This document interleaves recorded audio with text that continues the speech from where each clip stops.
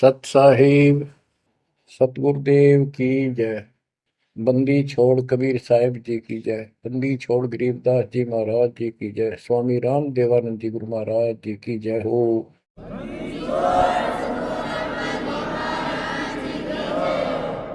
सर्व संतों की जय, सर्व भक्तों की जय, धर्मी पुरुषों की जय। श्री काशी धाम की जय, श्री सुडानी धाम की जय, श्री क्रोथा धाम की जय, श्री बरवाड़ा धाम की जय। सत साहिब। ग्रीवन्योली नाद सुभान गति, लड़े भुजंग हमेश, जड़ी जानो नाम जगदीश है, विष नहीं व्यापै शेष। संत गरीबदास जी महाराज परमात्मा से प्राप्त अध्यात्म ज्ञान को कितने सुंदर तरीके से प्रमाण के साथ पेश करते हैं कि परमेश्वर कबीर जी का जो नाम है ये ऐसा जबरदस्त है। कबीर साहब ने बताया कि कबीर जैसे पनपति मंत्र सुन, रख पुन सुकोड़े, ऐसे बीरा मेरे नाम से, गल चले मुंह मोड़े। ये तो कबीर साहब ने स्वयं बताया।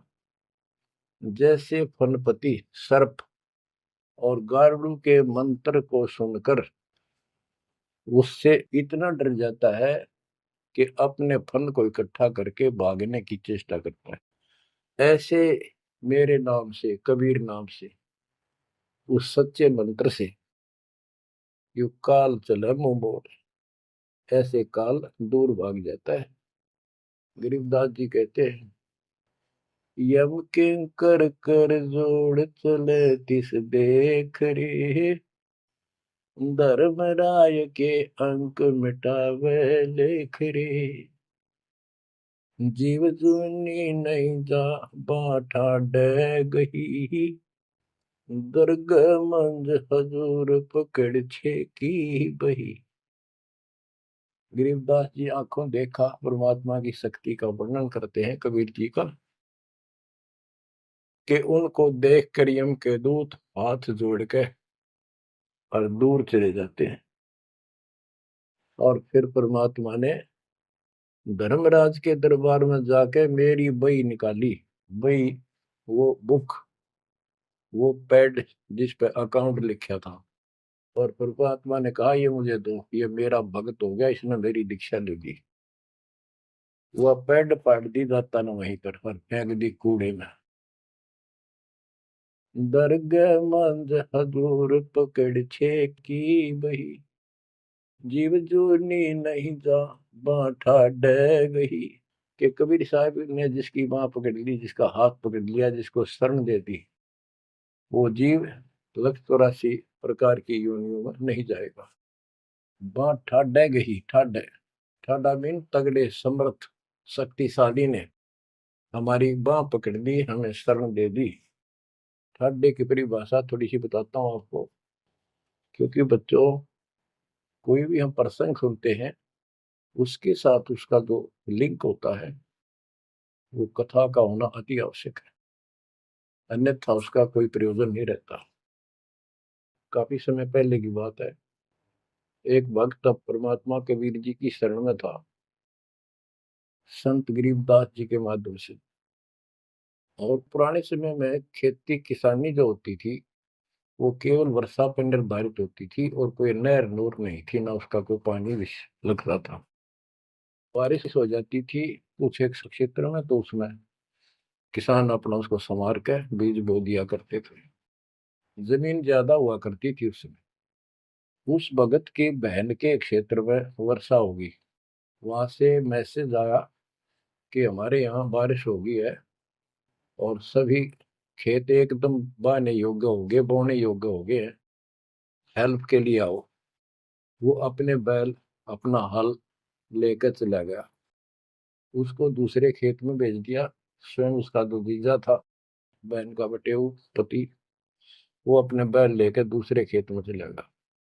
जिस खेत में वो भक्त गया, दिन में हल चलाया, दोपहर के समय उसने रेस्ट देते हैं बैलों को, पेड़ के नीचे चला गया। फिर वहां देखा आसपास एक तालाब थी, छोटी सी तलैया जोड़ी, उसमें कुछ पेड़ पेड़ थे, पानी था। बैलों को पानी पिलाने चला गया तो वहां एक मंडी बनी हुई थी, यादगार सी छोटी सी चबूतरा सा बना के। उस पे एक बेली गुड़की रखी थी। बेली पहले 5 किलो का कट्ठा ही बना करते, वो विशेषकर चढ़ाने के लिए होता था, भेंट। अपने देवी देवताओं को किसान चढ़ाते थे, बोल देते थे पहले फसल का पहला वो 5 किलो ऐसे पीर का चढ़ाओ। वो पीर की मंडी थी। तो वो जो एक का डला सा था मोटा 5 किलो का, 5 शेर का, उसको उठा लाया वो भक्त। कुछ आप खाया, कुछ बैलों को खिला दिया। अपना काम करके शाम में घर पर आ गया, सो गया। रात्रि के 12 बजे के आसपास एक 4.5 फुट का, टोपी सिर पे, सफेद कपड़े, दाढ़ी, जैसे मुसलमान वेशभूषा हो, आके उससे 10 फुट दूर खड़ा होके और कहने लगा, तेने मेरा गुड़ कैसे खा लिया, तेरी हिम्मत कैसे पड़ गई, तो ठड्डे की शरण में है इसलिए बच गया, न तुझे मारता और तेरे दोनों बैलों को मारूंगा। मेरी पार नहीं बसाई, और कति लाल आंख कर रखी और बहुत गुस्से में था। यूं कह के वो चला गया। भगत को भी फिर थोड़ा सा एहसास हुआ, यूं के भला थी। बाकी इतना तो विश्वास था कि समर्थ की शरण में हो, इस तरह के कुतरुओं का कोई बहुत नहीं। फिर भी मन में था भाई, कहते ये बात हुई तो हुई क्यों, ऐसा के कारण हो गया। उसने अपनी बहन से पूछा कि बहन, ऐसे ऐसे उस मंडी पे गुड़ चढ़ा रखा था आपके खेत में, किसकी वहां रखी है वो आपके खेत के बराबर में, जोड़ी पे, तालाब पे। तो उसकी बहन बोली, के बात हुई भाई, क्योंकि एक बेली चढ़ा रखी थी, किसी ने गुड़की तो रखी थी, मैं ठा लिया। उड़ा कुत्ते खाओ उसने, मन बहला थी, खिला दी, कुछ आप खा ली। उसकी बहन बोली, रे के क्यों जुल्म कर दिया तेने, को उठा लिया तू वहां से। रोड लागी न सुनते ही भाई बोला, मेरी तो सुन ले सारी। वो एक इतने 4.5 फुट का, 4 फुट का आदमी होगा, और सफेद कपड़े पहन रखे, ऊपर टोपी, मुसलमान टाइप सा था, और मेरे से 10 फुट दूर खड़ा होगा, रात को आया। और यूं बोला, तेरी हिम्मत कैसे पट गई, मेरा गुड़ उठा लिया, तने खा कैसे लिया। मैं बोला, नहीं वो आप पे बोलेगा। ने बोला, तू ठाट देगी शरण में है, न तुझे मारू और तेरे दोनों गल मारू। ला ला के रखी थी, और नो कहकर चला गया वापस। वह भेड़ और फूट फूट कर रोने लगी, बोला, रे तो मेरा काला मुंह कराओ, के जवाब दो, मां ने न्यू शहरों से तने के वो है गुड़ पाया खाने को। हमारे आप सारे गुड़ की कमी है यहाँ पर। बहुत बुरी तरह लगी रो, भाई बचा कुकर मेरा भाई। अपने पति ने भी लड़न लगी, तने क्यों भेजा ही उस साइड में, तो इन्होंने क्यों ना भेजा, तेने बताना चाहिए था इसको पहले। वो भाई बोला, है तेरी अब भी अकल पर पर्दा पड़ रहा, उतरा शेर हाथ जोड़ के गया। अरे नो क्या तू ठाट देगी सर में, जा तो बच गया, न मारी न दो मैंने तो रोए जाओ पाछे थे। अरे मैं जिंदा जी रोने लग रही तो पागल कहेंगी, इतनी भी अकल पे पर्दा पड़ गया तुम्हारे। मैं किसकी सुनूं पता है। मैं ये रिक्वेस्ट करूं थारे ते, तुम भी आ जाओ, ना इन भूतड़िया दिन डर डर मर जाओगे। तो बच्चों, यम किम कर कर जोड़ चले तिस देख रे। बच्चों, आत्मा फूट फूट गाती है, चारों युग में संत पुकारे, कूक क्या हम हेल रे। हीरे माणिक मोती बरसैया जग टूटा ढेर रे। ये डरे तो बड़ी आदत पड़ गई है। यम किम कर कर जोड़ चले तिस देख रे, धर्म राय की बंद मिटावे लेख रे। जीव जूनी नहीं जावा ठाडे गही, ठाडे में दर्द मंद हजूर पकड़ छे की वही। सुन मंडल सतलोक अगमपुर धाम है, धन बंदी छोड़ कबीर तुम्हारा नाम है। बच्चों, इस परम पिता के प्रेम में ऐसे गजब के ज्ञान, ऐसे समर्थ की शरण, आत्मा भावुक हो जाती है, रोका नहीं जा सकता। सो शुक्र मनाते हैं अपने गुरुदेव का, एक निछोड़, हे परम पिता कैसे शरण दिया, कैसा सुंदर राह बता दिया। नहीं अन्य बिरान माटी राखो या भूतड़े, अरे न पूजे भी जाओ और दुर्गति भी दो कि न रहनी थी। और गीता कहती है भूत पूजोगे भूत पढ़ोगे। परमात्मा की सूक्ष्म वेद की वाणी कहती है भूत में सो भूत है, देव में सो देव, राम में सो राम है, सुन सकल सुरदेव। अब प्रश्न चल रहा है, कबीर जैसे फन पति मंत्र सुन रख फन सकोड़े, ऐसे बीरा मेरे नाम से काल चल मोड़े। पारक के अंक की अमर ग्रंथ की प्रथम वाणी है, गरीब नौल नाद सुभान गति, लड़े भुजंग हमेश, जड़ी जानो नाम जगदीश है, विष नहीं व्यापै शेष। जैसे एक नेवला होता है सारा 9 इंच का प्राणी, और वो 10 फुट के सांप को, सर्प को, भुजंग को मार देता है। कैसे मार देता, उसके पास एक ट्रिक है, उसके पास एक जड़ी होती है, एक नागदमन जड़ी होती है जंगल में, उसको सूंघता है, उसमें स्मेल आती है। वो सर्प को उस समय छेड़ता है जो वो जड़ी के आसपास होता है, वो झाड़ बोझड़ों के अंदर होती है। वो सर्प को छेड़ता है, सर्प ऐसे फन उठा लेता है, और वो जाके एकदम वहां जड़ी श्वास में भर लेता स्मेल, और आके उस सर्प के सामने सो के थोड़ी सी दूरी से छोड़ देता है। जिस दर से हवा चल रही हो सर्प की तरफ जा रही हो, उस साइड में हो जाता हो। सर्प को उससे चक्कर आने शुरू हो जाते उस स्मेल से, उसका जी घबराता है और वो भागने की चेष्टा करता है। नेवला फिर उसके गर्दन पे बैठ जाता है, मुंडी पे पीछे के, और वहां मुंह के ऊपर फिर वो स्मेल छोड़ता ही रहता है। उसको अचेत करके फिर पकड़ कर उसको मार डालता है, काट देता है। तो बच्चों, गरीबदास जी ने बताया कि कबीर परमेश्वर का यो सच्चा नाम सतनाम और सार नाम। सार नाम है, ये है मेन चीज। सतनाम भी बहुत शक्ति हो जाती है इन दोनों के मेल से। जैसे दो जड़ियों को मिला दिया जाए, उसका कुछ अलग से स्ट्रॉन्ग दवाई बन जाती है, मेडिसिन। और तीसरी मालिक मिला, मालिक का जो सार नाम है वो तो कहना ही क्या है। तो हमारा जो मोक्ष जो होगा इन सभी मंत्रों के जाप से होगा। ये हमारी साधना है, पूजा हमारी सार नाम है।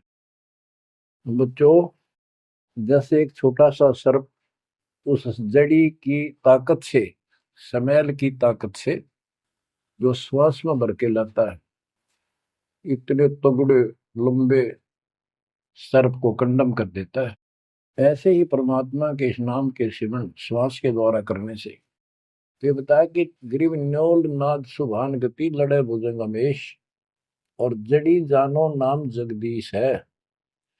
जगदीश सारी सृष्टि के मालिक का जो असली नाम है वो जड़ी है, वो नागदम जड़ी है। अब जैसे सतनाम भी बहुत ताकत रखता है, ये हमारी साधना है। जैसे प्रथम मंत्र सतनाम, ये साधना है। सार नाम हमारी पूजा है। पूजा और साधना में अंतर होता है। कबीर साहब हमारा पूज्य है। साधना वो होती है, जैसे हमने जल की आवश्यकता है तो हैंडपंप लगाते हैं। हैंडपंप के लिए बोकी और पाइप, बोकी मारते रहते हैं, मिट्टी बाहर डालते रहते हैं। सतनाम की बोकी श्वास उश्वास से मारकर जब वो पानी के लेवल पर पहुंच जाती है, वो बोर, तब उसमें पाइप लोअर करके फिर उसके ऊपर एक मशीन बांधी जाती है, वो सार नाम है। और मशीन से फिर उसको चलाया जाता है। वो हमारा पूज्य इष्ट है, वो सार शब्द है। जो हमें चाहिए था ऐसे मिलेगा वो सुख परम पिता परमात्मा के सच्चे दरबार का। तो गरीबदास जी कहते हैं वो मंत्र, वो जो सार नाम है, वो जड़ी जानो नाम जगदीश है, परमात्मा जगदीश कबीर साहब का सार नाम। वो नाग दमन जड़ी बूटी है, वो काल दमन। और विष्णु व्यापक शेष, छोटे से सांप की बात छोड़ो, शेष नाग जो सबसे बड़ा ताकतवर 1000 फुट का बंदर है, यानी काल 1000 भुजा का ताकतवर है, ये भी निकट नहीं आ सकता। बच्चों, किस्मत सराहा करो अपने, 100 गुण गाया करो। गरीबदास जी कहते हैं, गरीब साधों से ते मस्करी, ये चोरों नाल खुशाद, मल अखाड़ा जीतेंगे ये युगन युगन के माल। माल, रेसलर, पहलवान, इन नकली गुरुओं से तो खुश है सारा संसार, साधों से ती मस्करी, इन चोरा नाल खुशाद। हाय हाय, इन चोरों से, झूठे गुरुओं से खुश, और साधु संतों के मजाक करते हैं। ये तो मल अखाड़ा जीतेंगे युगन युगन के बाद। आप हो वो युगन युगन के माल। बच्चों, आपको बहुत बार प्रमाण दिए जाते हैं, देता ही रहूंगा आखिरी सांस तक, क्योंकि सिलेबस यू है। टीचर सारा साल सिलेबस पढ़ाता है, उल्टा सुल्टा उन्हें कोई रट्टा लगवाता है, और तब बच्चे सफल होते हैं। परमात्मा योगों से आपके साथ है। सतयुग में राजा अम्बरीश एक बहुत बड़े धार्मिक राजा हुए हैं, और खूब यज्ञ किया करते थे, भंडारे करते थे, ब्राह्मणों को खूब धन दान करते थे, लागड़ गऊ बांटा करते थे। 1000 लागड़ गऊ बांट देते। लागड़ माने बच्चे वाली, प्याई हुई, दूध वाली। भोजन भंडारे करवाते थे, दक्षिणा देते थे। जैसा भी लोक वेद सुना था, गुरु जी ने बताया था, ऋषियों ने, वो सारा कुछ करते थे। परमात्मा वहां भी साथ रहते हैं, उनकी इज्जत रखते हैं भक्ति की, और बीच बीच में उनको समझाने की चेष्टा की, कोई ऋषि रूप बनाकर अम्बरीश जी को सच्चा मार्ग बताया, खूब ध्यान से सुना और नाम लिया। लेकिन वो ऋषि वहां सैकड़ों और मालिक एक। आखिर में राजा अम्बरीश भी हाथ खड़े कर गया, मालिक की साधना छड़ दी, और वो ऋषियों वाली वो शुरुआत कर। इतने अच्छे भगत विष्णु जी के बने हुए थे। बच्चों में अब हंसी भी आती है, दुख भी होता है। गरीब वेद पढ़े पर भेद न जाने, वाचे पुराने ठारा, और पत्थर की पूजा करे, भूल गए सृजनहारा। वेद पढ़ा करते ऋषि उस समय, केवल वेद। पुराण तो इनकी अपनी रचना है, फिर वो सा लिखते चले गए, और सारा वेद के विरुद्ध साधना करते करते और कराते थे। विष्णु जी की पूजा करे, और गीता क्या कहती है, तो चारों वेदों का सारांश है। विष्णु 3 गुणों में से एक सतगुण है। इन तीनों गुणों की भक्ति तक त्रिगुण में माया के द्वारा जिसका ज्ञान हरा जा चुका है, यानी इसी तक सीमित है, जो राक्षस स्वभाव को धारण किए हुए मनुष्यों में नीच दूषित कर्म करने वाले मूर्ख, ये मेरी भक्ति ना करते। तो अम्बरीश वही साधना करता था, लेकिन पिछले संस्कार किसी, जैसे भी चल रहा भक्ति युग बच्चों, आप इन बातों को बार बार सुनोगे तो आपके दिल में समा जाएगी कहानी, सच्चाई ये है। अब ये भक्ति काल शुरू हो गया, मोक्ष काल समझो। इसमें हजारों वर्षों तक चलेगा, अरबों भगत बच्चे बेटा बेटी पार होंगे, जो चलेगा जो भी लाखों वर्ष और भी चलेगा। लेकिन वो साधना करते रहेंगे, लेकिन उनका विश्वास इतना नहीं बनेगा, वो फिर यही रह जाएंगे काल के जाल में। उन्हीं में से फिर, क्योंकि उनकी भक्ति जबरदस्त है, शास्त्र अनुकूल है, अगले सतयुग में उन्हीं पुण्यात्माओं को काल जन्म देगा, उनको पहले ऊपर के लोकों में रखेगा। ऊपर के लोकों में, स्वर्ग में देवता हजारों लाखों वर्ष वहां रहेंगे। यानी एक कोल्लू के साथ चक्कर है, एक चैन है, चैन। उस चैन पर जैसे डाल देते हैं, ब्रह्मलोक में गए, फिर चक्कर काटते काटते विष्णु लोक, शिव लोक, सारे अपने कर्म फोड़ के भोग के खत्म करके, फिर भी उनके पुण्य इतने बच जाते हैं कि सतयुग में जन्म देते हैं उनको। और सतयुग में भी अच्छे पुण्य कर्मी फिर राजा बनते हैं। और वह भक्ति, ये वाली भक्ति कसक और वो शेष बची ताकत फिर भी साथ रहती है। और इस कारण से भगवान भी उनके साथ रहना पड़ता है। जो बच्चा गऊ की नजर में, यूं साईं को संत, भक्तों के पीछे फिरे भक्त वत्सल भगवंत। कबीर जो जन मेरी शरण है, ताका हूं मैं दास, गेल गेल ला गया करो जब लग धरती आकाश। तो अपने इस विधान अनुसार अम्बरीश से मिले। ठीक है, एक बार तो यह बात इतनी गजब की है, सारी ठीक ठीक लगती है, लेकिन माहौल खराब होता है। ये ज्ञान बताने वाला एक होता है, दूसरा समर्थक नहीं होता। उस दिन में वो भूल जाते हैं और इसी लोग बहका देते हैं, कहाँ सी बातें करते हो, वेदों में ऐसा कहीं नहीं है, वेदों में ऐसा नहीं है। अब दास तो कहना चाहता है, फिर अगले जन्म उस भक्ति से वो अम्बरीश राजा स्वर्ग गया, स्वर्ग में अपने पुण्य भोगे। फिर त्रेता युग में फिर राजा जनक के रूप में वह आत्मा ने जन्म लिया। वहां भी खूब भक्ति करी, विष्णु के कट्टर पुजारी। वही भावना वही भाव फिर भरा हुआ था, परमात्मा फिर भी मिले उनको। लेकिन राजा और सिद्धियां इतने ठाठ बाट और बकाने वाले वो गुरु निरे ऋषि, हमारी ऐसी घिस काट रखी काल में, हम ऐसे मूर्ख बना रखे, थोड़ा सा भी सुख हो जाए, कोई प्रभुता कोई पद प्राप्त हो जाए, हम खुद भगवान बन जाते हैं। लेकिन पिछली धार्मिकता के अनुसार हम कुछ धार्मिक भी बने रहते, लेकिन रहते वही के वही। और अम्बरीश राजा इतने अच्छे भगत थे, पिछली सिद्धि शक्ति मालिक की वो भक्ति की सही थी। एक बार दुर्वासा ऋषि ने उनके ऊपर सुदर्शन चक्कर छोड़ दिया। दुर्वासा कहता था कि तू ये साधना छोड़ दे, मैं बताऊं वाह कर। अम्बरीश ने हाथ भर ली पर छोड़ी नहीं। अगली बार गया, उसने गुस्सा हो गया कि तू मानना नहीं मेरी बात, तेरा सिर काट दूंगा, इतना गुस्सा। सुदर्शन चक्कर छोड़ दिया। सुदर्शन चक्कर राजा अम्बरीश के पैर छू के और दुर्वासा ने मारने खातिर वापस चाल पड़ा। दुर्वासा भागता फिरा तीन लोक में, कितने उसने गुफा नहीं मिली जरा बच जा, कुछ संरक्षक नहीं पाया।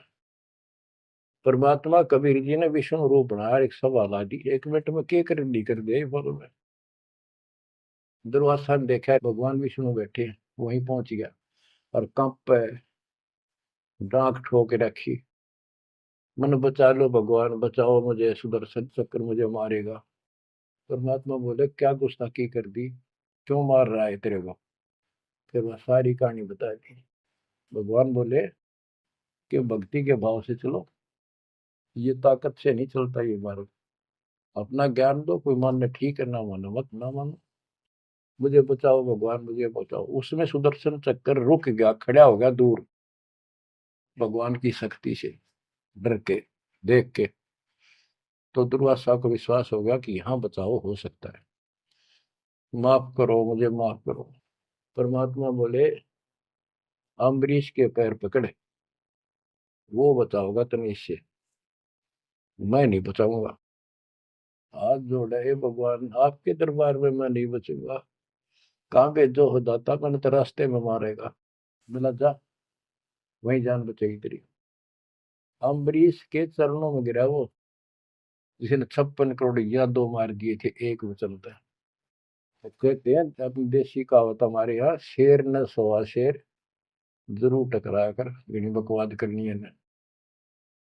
अम्बरीश के चरणों में मत्था टेका उसने, मेरी जान बख्शो महाराज, जान बख्शो, बख्श दो। अम्बरीश राजा बोले महाराज मैंने कुछ नहीं कहा, तेरा कर्म तुझे मिला। और वो सुदर्शन चक्कर हाथ से पकड़ लिया राजा अम्बरीश ने और ऑफ कर दिया, शांत हो गया।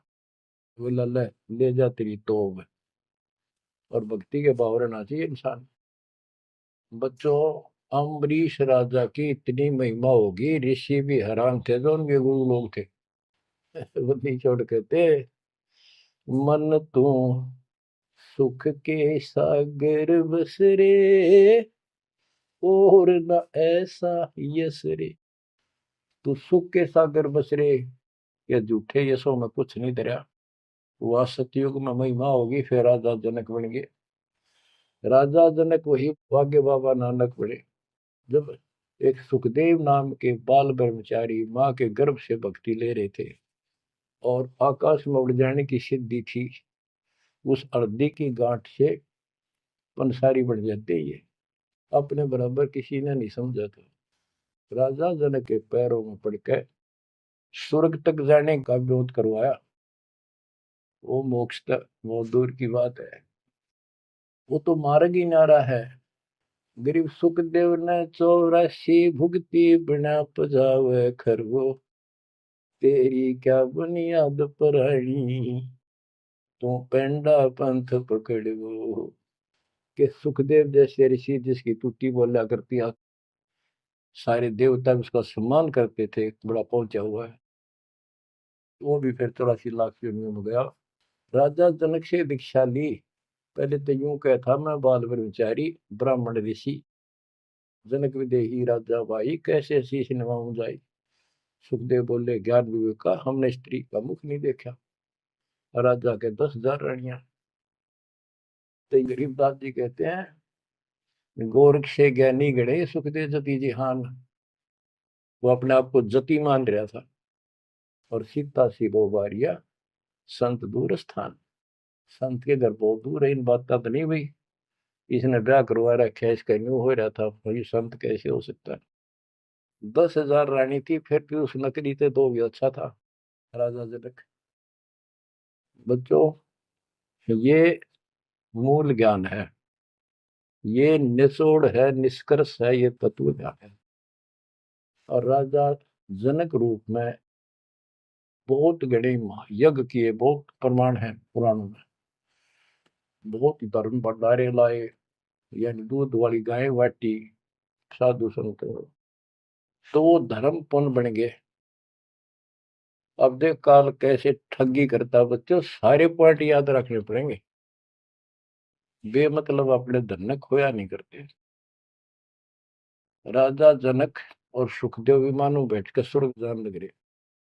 रास्ते में 12 करोड़ आत्माएं नरक में तंग पा रही थी, हाहाकार मचा रोवे। राजा जनक ने कहा ये आवाज कहां से आ रही है चिल्लाने की, रोको मेरा विमान रोको। रोक दिया। उनको बताया गया कि यहाँ एक नरक है, उसमें 12 करोड़ आत्माएं जीव अपने कर्म दंड भोग रहे पाप। राजा ने कहा इनको छोड़ दो, इनको कष्ट ना दो। तो वहां जो उनके साथ गए थे देवदूत यमदूत, वो कहने लगे जी यहाँ आपका हुक्म नहीं चलता, यहाँ का राजा धर्मराज है, उसके आदेश से सब कुछ होता है। बोला या तो मुझे इस नरक में डाल दो, मुझे भी यहीं छोड़ दो, ना इनको निकालो। धर्मराज तक बात गई। धर्मराज जी वहां आए, बात सुनी। धर्मराय बोले राजन अपने अपने कर्मा का फल सब न भोगना पड़ता है, ऐसे नहीं कुछ हो सकता। तो राजा आकड़ गया। भाव यानी एक परमार्थी भाव, परमार्थ भी हिसाब का होना चाहिए, उपवाद में कोई परमार्थ नहीं चला गया कि मैं या तो मुझे यहाँ छोड़ दो या इनको साथ लो मेरे। तब धर्मराय ने एक विकल्प निकाला कि आप अपने पुण्य दे दो इनको आधे, या जितने चाहते हो उतने समय तक इनको आपके साथ वहां स्वर्ग में भेज देंगे।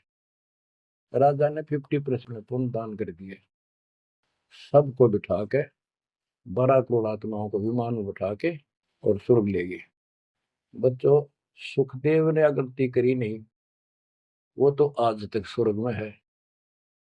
और वो राजा जनक ने आधे पुण्य खत्म कर दिए, बाकी के पुण्य में किला झाड़ के खा के खर्च के खो खंडा के बाबा नानक रूप में जन्मे। पहले राजा थे 2 जन्मों में, दुनिया भर के नौकर होते थे, और फिर हैंड टू माउथ हो गए, खुद नौकर लगे नवाब के मोदी खाने में गोदाम में। अब बच्चों अब हमने सावधानी न्यों भी बरतनी है, अपने नाम ने अपने भक्ति ने नष्ट नहीं करा, किसी के ऊपर भावुक हो गया। एक बताओ था कि मैंने अपने भाई दुखी हो रहा था, उसको अपने पुण्य दे दिए, भक्ति दे दी, वो तो ठीक हो गया। मेरी डूबती हो रही है, बुरा हाल हो रहा ना, वो दिक्कत होगी, बीमारी होगी, आगे तागे दुख होने लग के। तो ये बकवाद नहीं चले, मर्यादा जो बनाई है उसको संभालो। तो कहने का भाव ये है कि आपको इस पॉइंट पे लाना चाहता हूँ। अब राजा जनक राजा थे, राजा अम्बरीश राजा थे वो बाबा नानक बने, खुद नौकर लगे के राजा के। अब यहाँ आकर हमारी बात टिकती है कि साधों से तीमस करिए चोरा नाल खुशाल, मल अखाड़ा जीतेंगे ये युग युग के बाद। यानी भक्ति की चाह, भगवान की चाह उनके में तब भी थी, पर एक्सरसाइज गलत थी। अब परमात्मा फिर मिले उनको आकर के। अब वो भौतिक धन में निर्धन थे, पर अध्यात्म धन के भरे पड़े थे। पिछले पुण्य गजब के थे भक्ति वाले। एक तो धर्म कर्म किए होते हैं वो, और एक होते भक्ति की शक्ति। वह न्यो की नो डटी थी उसकी, वो पुण्य खत्म कर दिए थे उसने। तो वो भक्ति उस कारण से परमात्मा फिर आकर मिले। अब वो हैंड टू माउथ था, सुन ली। राजा होता तो तब भी ना सुनता।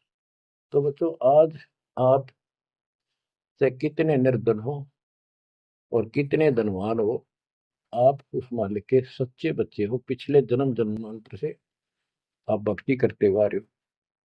अब परमात्मा ने अपना वो धन देखना है। कबीर सब जग निर्धना धनवंता नहीं कोई, धनवान वा को जानियो जहाँ पर राम नाम धन वही है। आपके पास वो राम नाम का धन भरा पड़ा है। और जैसे सुकुच मीन मिलता नहीं भाई, स्वाति सीप सब अड़ ही जाई। सुकुच मीन सतगुरु हो आया, जिन परमात्मा का भेद बता। जैसे सीप और मोती का उदाहरण दिया जाता है कि स्वाति भी मिल गई सीप को, ऊपर की बूंद, मोती भी बन गया। लेकिन एक सुकुच मीन जब उसमें टक्कर ना मारे, उसने खुलना नहीं, तो मोती माए गड़ गया और वह सीप भी मर गया। तो बच्चों, ये भक्ति धन थारा इब कभी नहीं गड़ मर जाता, सतगुरु ना मिलता था। तो अब आपका वो मोती सुरक्षित है। अब कहते हैं सुकुच मीन सतगुरु हो आया, जिन परमात्मा का भेद बता। तो बच्चों, फिर बाबा नानक को मालिक ऊपर लेकर गए और उनको वो सच्चा राह बताया। उसके बाद उनकी जिंदगी बदल गई। यानी पहले वकील हो रहे थे काल के, सुने नहीं थे। अब जो बाबा नानक जी हिंदू धर्म में जन्मे थे, खत्री गोत्र था, और भगवान विष्णु कृष्ण राम कुर्बान थे इनके ऊपर। गीता का पाठ ब्रजलाल पांडे से पढ़ा करते थे और गीता पढ़ते थे। दाता मिले तो खूब तर्क वितर्क किए। आखिर में बोले आखा वेखो तो मानो। तो परमात्मा ने आई विटनेस भी बनाने थे। बेई नदी सुल्तानपुर के साथ से बह रही है। सुल्तानपुर में बाबा नानक की बड़ी बहन ब्याह रखी थी। वह अपनी बहन के वहां रहते थे, नौकरी करते थे नवाब के। सुबह सुबह स्नान करने जाया करते थे उस नदी पे। वहां परमात्मा ने 2-3 मीटिंग करी। तीसरी बार जब आए, ने बोले आख्या देखो जो मानो। बात सारी समझ में आ गई। गीता बार बार देख ली, पढ़ ली, सच्चाई भगवान कोई और है। और चाव भी थे, पर पुराना ज्ञान और कोई नो समर्थक नहीं गया, बात सच्ची है। तो वो कहने लगे आखा देखो तो मानो। कबीर साहब और बाबा नानक जी परमात्मा समकालीन थे। बाबा नानक जी का जन्म सन 1469 में हुआ, 1469 में। और 1539 में वो शरीर छोड़ के गए। और परमात्मा जी 1518 में गए। तो 1469 से 1518 तक समकालीन थे। तब आंखों देखा सतलोक 3 दिन तक नानक साहब जी का शरीर कहीं और छुपा के उनकी आत्मा को लेके गए, फिर छोड़ा तीसरे दिन। उसके बाद तो दुनिया बदल गई उनकी। वो सब पूजाएं त्याग माल की शरण में आ गए। घर में विरोध, सारे समाज में विरोध है। उसके पिता भी बहुत दुखी हो गए, तो के पैदा हो गया हमारे, देवी देवताओं को ऐसा गलत बोलता है। तो बहुत परेशान हुए। लेकिन जब आंखों देख ली, कौन सुने किसकी। सूरवीर होते हैं संत, संत सिपाही और शेर पीछे नहीं हटते। तो बच्चों, सारा ज्ञान सत्संग से होता है। परमात्मा का और उस प्यारी आत्मा का, आत्मा और परमात्मा नानक साहब का सत्संग हुआ। सत्संग से बात स्पष्ट हुई। अब पारक के अंक की वाणी सुनाता हूँ कुछ। साधों से ती मस्करी ये चोरा नाल खुशाल, मल अखाड़ा जीतेंगे ये युगन युगन के माल। अब वो बाबा नानक युगन युगन के माल थे और वो जीते, डट के खड़े हो गए। फिर जब ज्ञान समझ में आ गया, सारा संसार मीराबाई थी युगन युगन की माल। सत्संग में जाना ना छूटे माँ, फिर जल के मरो संसार। तो बच्चों इस स्थिति में तो बनाना पड़ेगा एक दिन, जब जाता राजी होगा। और ये ज्ञान खुद देता है भगवान, और वो आत्मा जो इसको सुनकर कुर्बान हो जाती है, वो महान आत्मा होती है। गरीब अंश गवन करते नहीं, मान सरोवर छाड़, कौवे उड़ उड़ जात हैं खाते मसाहाड़। हंस और कौवे और बुगले सब पक्षी कहलाते हैं। हंस उस मानसरोवर को नहीं छोड़ता जहां उसका आहार मोती होते हैं, और कौवे वहां टेके नहीं, क्योंकि उन्हें तो जगह जगह जाकर मांस खाना, हाड खाड़े हाडों का मांस चाटना, किसी पशु के जख्म में चोंच मारना, ये कौवे जैसी व्यक्ति के लोगों का स्वभाव होता है कि दुखी उनका अपना उल्लू सीधा हो, स्वार्थ सिद्ध हो, ताकि अगला कितना दुखी हो। ये कौवे जैसे जीव होते हैं। अब यहाँ बताते हैं, कबीर साहब कहते हैं, गरीब अंश गवन करते नहीं, मान सरोवर छाड़, कौवे उड़ उड़ जाते हैं खाते मांसाहाड़। गरीब मान सरोवर मुक्ति फल, मुक्ता हल के ढेरे, कौवा आसन न बंद जय भूमि दीन सुमेर। गरीब कौआ रूपी बेक है, ना प्रतीत यकीन, 68 का फल मेटे करे भये दीन बेदीन। गरीब हंस दशा तो साध है, सरोवर है सतसंग, मुक्ता हलवाणी चुगे फिर चढ़त नवेला रंग। अब स्पष्ट कर दिया कि ये सत्संग जो है ये मानसरोवर है, और भगत साध ये हमारे हंस हैं। अब कौवे बुगले तो मेंढक मछली अड़ंगा कुवाड़ बकवाद करते हैं, और हंस केवल मोती खाता है। इसी प्रकार निर्विकार जो भगत आत्मा बन गए, बेटा या बेटी, वो हंस जैसे हैं। वो केवल मालिक की वाणी, परमात्मा की भक्ति और धर्म कर्म रूपी मोती खाते हैं, और फिर ये मोती खा के, यानी सत्संग वचन सुन के, फिर चढ़त नवेला रंग, एक अजब गजब रंग रंग जाता है उसकी आत्मा में। आत्मा इतनी मजबूत हो जाती है जैसे बाबा नानक की होगी, जैसे मीराबाई की होगी, ऐसी आपकी भी होगी, इस सत्संग से होगी। बच्चों, ये सत्संग मिला ही नहीं था अपने को आज तक। या परमात्मा की कलम तोड़ कृपा आप पर देखो ना, कितना लाग रही रहे उस बालक ने, उस परमात्मा ने कि ये वो वचन याद कर लो, सतगुरु जो चाहे सो कर ही 14 कोट दूत जब डरी। जो चाहे सो कर लो, ये प्रमाण देख, यो कर दिया। ऊत भूत चमत्रास निवारे, पर चित्रगुप्त के कागज पाने। पुण्यात्माओं, धन्य आपके माता पिता जिनसे जन्म, और धन्य आपकी किस्मत, धन्य आपकी पिछली करनी, और धन्य आपके इस समय को कि आपका जन्म किस समय में हुआ है। इस मालिक के प्रयत्न को, दास के इस प्रयत्न को हल्के में ना लेना। पुण्यात्माओं, उस दाता की अमर कथा आपके हृदय में भर रहा हूं, ये अमृतहार आपको करा रहा हूं। बच्चों, कुर्बान हो जाओ। समय पछाड़ और टाइम बार बार नहीं आता होगा आपका। ये संसारिक धंधे थे कर कर मर लिए, इनमें फिर भी पूरा ना पटता। इस मालिक की तरफ ध्यान ज्यादा दो, हर चीज में बरकत दिखा दूंगा, नारी नारी। परमात्मा आपको मोक्ष दे, आपको समय देश अनुभव रत्न, इस मानसरोवर बनाने का, आत्मा के मैल कटाने का सत्साई।